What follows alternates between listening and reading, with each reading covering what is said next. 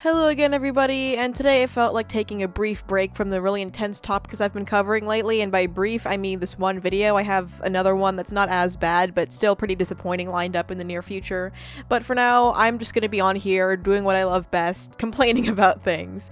This won't just be about repost accounts, I'll just be kind of going over other things in the general artist sphere that annoy me, so yeah, not too much of a serious video, just kind of me talking into the microphone, and I'll keep going on now. I've been doing this intro for a little bit too long.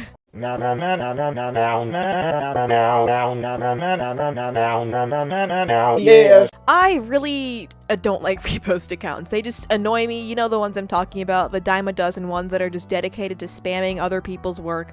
The roleplay accounts that pretend to be other characters and also re-upload people's work without credit, those guys. I mainly see them on Instagram, sometimes on Twitter, but it's less common there from my experience.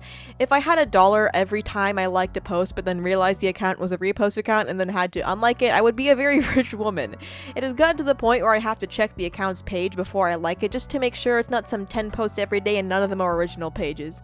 What's even more annoying is the fact that a lot of them, if they can't find the source, just put credit unknown or leave credit in the comments if you know. Like, it seriously is not that hard to just reverse image search something and then go to the oldest entry, like boom, original artist right there.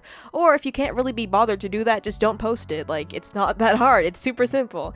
I see so many instances of this happening where the original artist gets like a few hundred likes and some interactions, and then some schmuck posting it to their meme page gets like 10 times that. Maybe I sound like one of those influencers nobody actually knows about complaining about like numbers or whatever, but it's really not about the likes itself. It's about the actual attention the original artist gets taken away from them, because clearly if hundreds of thousands of non-bot accounts are seeing their art and liking it on another page, it's not a matter of that artist not being talented enough, it's a matter of them simply just not getting enough eyes on their work, which really is a shame considering how much effort people put into things. And to a lesser extent, another thing that annoys me, it's not really art related, but it's those gacha reaction videos that just have like a bunch of gacha characters sitting around like a background and there's a TV with like a, you know what I'm talking about, the ones that get like 100,000 views a pop and they're like really low effort. I don't know, it's always back to gacha with me. I can't go one video without talking about gacha, but those types of videos, like, I know the kids aren't trying to like leech views or do anything malicious because they're probably like 7, but it still does annoy me seeing people just kind of basically re-upload like entire videos and just slap gacha characters over it and get like a fucking huge amount of views. Like, I don't know, maybe I'm in the wrong type of content, maybe I just need to do gacha reaction videos for a living, I don't know. Anyways, that's about it for this segment. I'll be moving on now.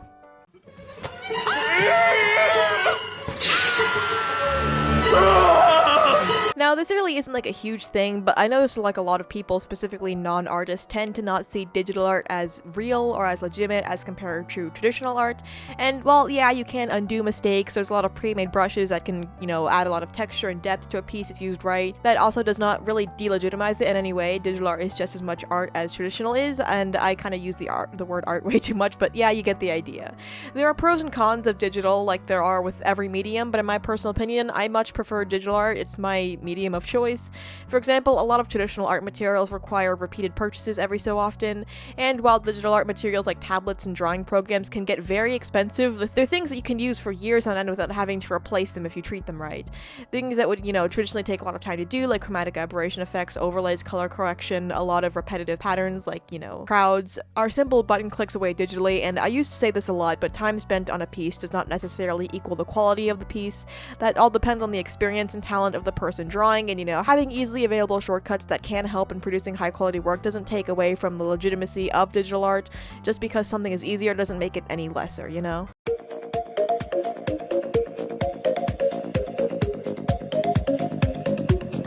Thankfully, I have never personally encountered any of these types of people, the ones that beg for free art. I've been pretty lucky in the fact, but that doesn't mean that it gets under my skin when I see other people having to deal with it.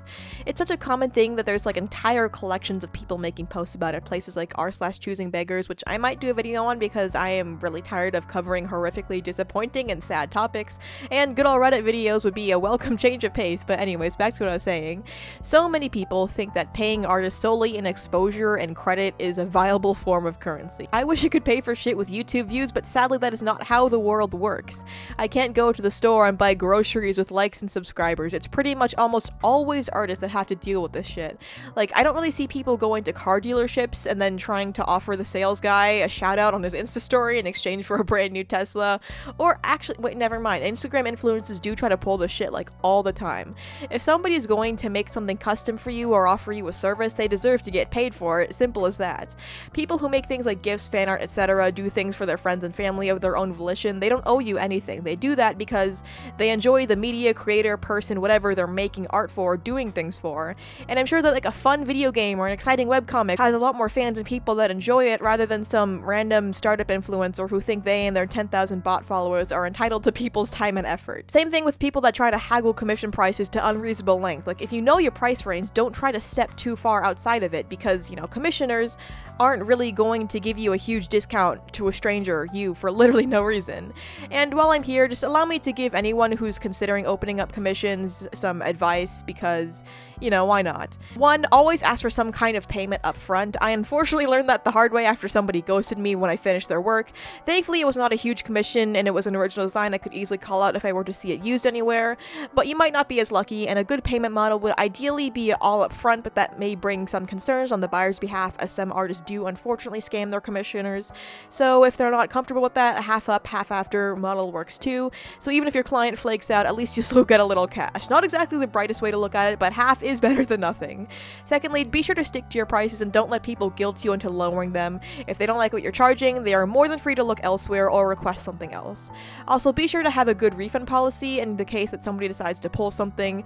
It should be something that you explicitly state somewhere, likely before you get to talking. Usually for people with, you know, long-term commissions, like really expensive ones. This is actually advice that I haven't taken yet. I should probably do that, but you know, I don't really do super expensive long-term commissions, but yeah, you get the idea. And lastly, onto my final talking point of the video. This is more of like an animation thing that annoys me, but those videos that often pop up in my YouTube recommendations that are like 60 FPS anime fight scenes interpolated, 60 FPS interpolation animation, where they just take popular clips and run them through a machine to get it to 60 frames per second, those really bug me because frame rate is a creative choice, and just because something has a higher frame rate, that doesn't make it immediately better in terms of quality. Video games and whatnot, sure, yeah, higher FPS usually does make for a better experience, but for animations, frame rate, count, and spacing, it has a lot to do with like timing, fluidity, and the speed of movements, all of which get completely obliterated by artificially injecting computer-generated frames into it. Fewer frames in a movement results in it happening a lot faster, with the opposite being true for a lot of frames closer together, and as you've probably seen, the lower the frame rate, the worse the computer is at generating frames for it. Like, unless you're going for a robotic kind of look, things generally don't move at the same consistent speed for the entire duration of the movement. You're going to want to try and vary the amount of frames you have from start to finish, which can greatly affect the impact of something like a punch, an explosion, just something that happens really fast. By taking that and trying to squeeze in a bunch of shitty computer-generated images into it, it lessens the effect that movement has by quite a bit. The whole thing ends up looking unnatural, and for animators who have lower frame rates, it just completely ruins the stylized look it has because, like I said in the beginning, frame rate is very much a stylistic thing and a creator's choice. For example, Spider-Man Into the Spider-Verse has a very comic book kind of look to it, with the characters being animated in 12 FPS as opposed to the industry standard 24 to give it a slightly choppier look to pair with the very unique style it has. Not to mention the tons of videos that are just compilations of other people's work run through bot programs. I mean, like, don't get me wrong, the technology involved with the interpolation programs is great. I really like the idea of it, just not for 2D animation footage. It's a lot better geared towards real life footage if you ask me, because a lot of the 2D interpolated frames can look really smeary and very obviously AI generated. Basically, not everything will be automatically improved by making it 60 FPS, especially with stylized 2D animation.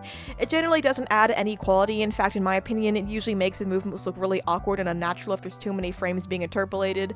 So yeah, I just don't get why people would just run things through a machine to make them look kind of worse in the end. But yeah, that was my kind of long-winded rant on that, but that's where I'm gonna end the video.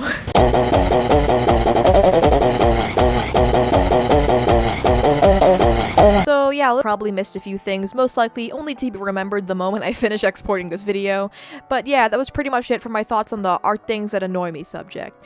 If you have any suggestions of what you'd like me to cover next, be sure to drop them in the comments down below. And if you haven't already, be sure to support me and the content I make by subscribing and liking the video. If you're interested in seeing any of the art in the background of my speed paints, I have all my socials linked down in the description below for you to follow me on, and without further ado, I'll be getting out of here. Thank you so much for watching, and I'll see you in the next one. Bye.